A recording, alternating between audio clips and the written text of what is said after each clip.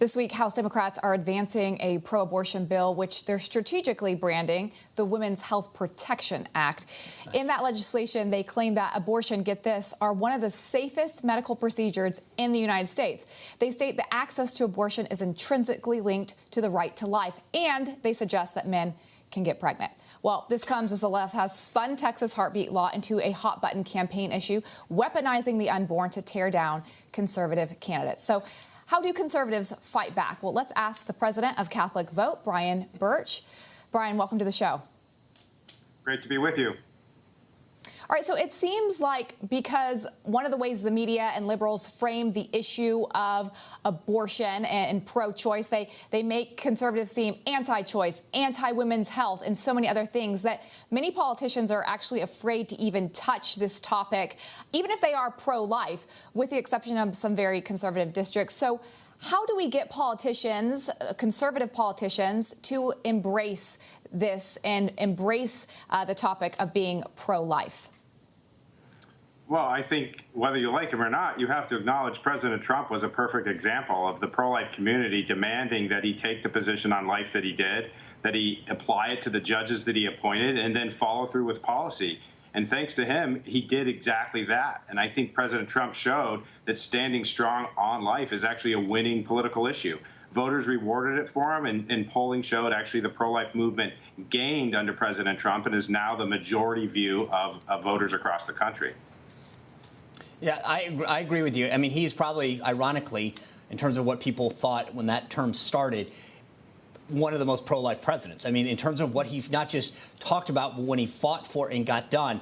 But I want to go back to like what Lindsay was talking about, because I feel like the left constantly defines people who fight for life, who protect life, as anti-choice, anti-women's health, as she was saying.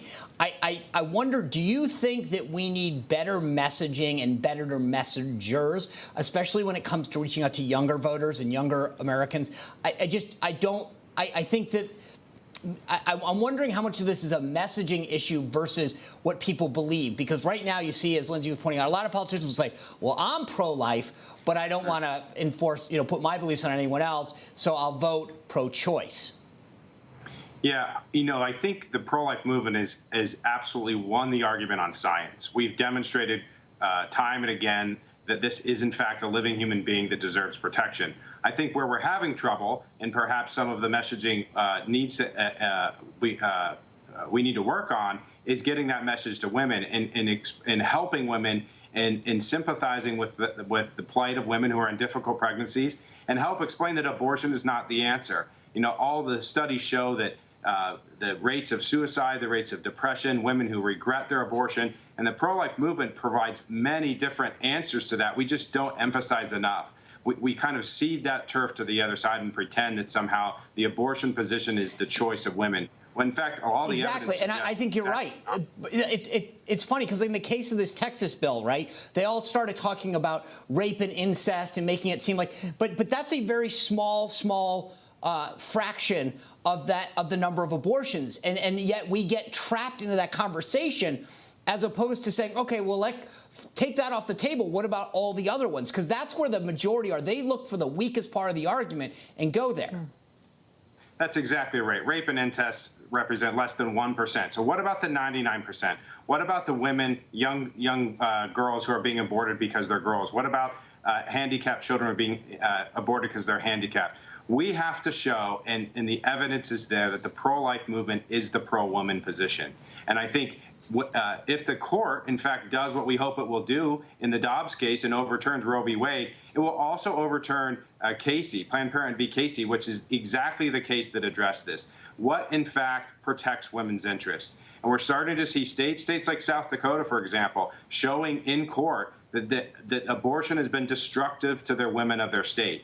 And the pro-life movement, I think, has been advancing in that direction, and I think we got to continue.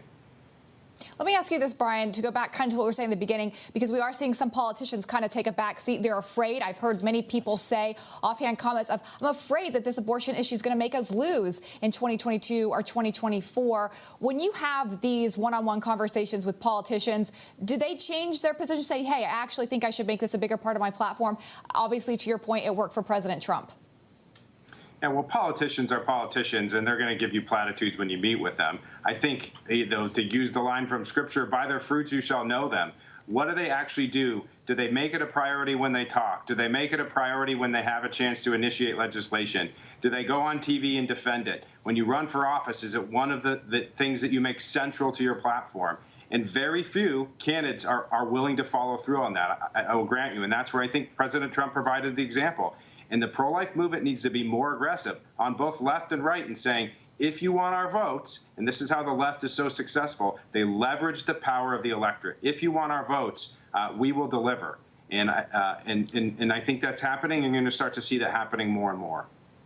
Unfortunately, though, they stand strong. And right now, we just got the word out for Catholic voters that you can be, pro-choice and not stand for life, and the church will not do anything about it. I mean, which is unfortunate. But I also think that, to your point, and this is something a couple of years ago, the March for Life talked about the positives. And I think that's where we need to go more, right? So they talked about it not as the terms of abortion or pro-life, but they talked about, adoption and all of the other alternatives that are out there, and trying to glorify them and make sure that people understood the choices that they do have that embrace life.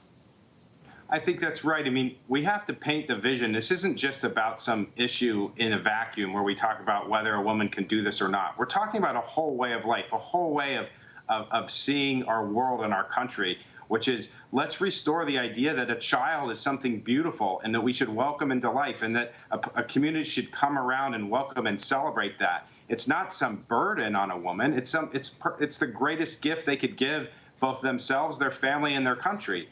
And one of the things that people ignored is when Texas passed this law, they also put up $100 million of social services to women. Women are in difficult pregnancies, to provide options for adoption, for counseling, for maternity care, for diapers, to all these sorts of things. We as a country can do this. Texas is doing this. And it's a vision about the good life, the better life, a country that celebrates the birth of a new child. Hey, I'm Rob Finnerty. Thanks for watching. If you enjoyed this video, please join the conversation in the comments below. Don't forget to subscribe, too. Hit the bell icon to be alerted to breaking news. And remember, there's a whole lot more on Newsmax TV, America's fastest growing cable news network. Newsmax TV, we're real news for real people.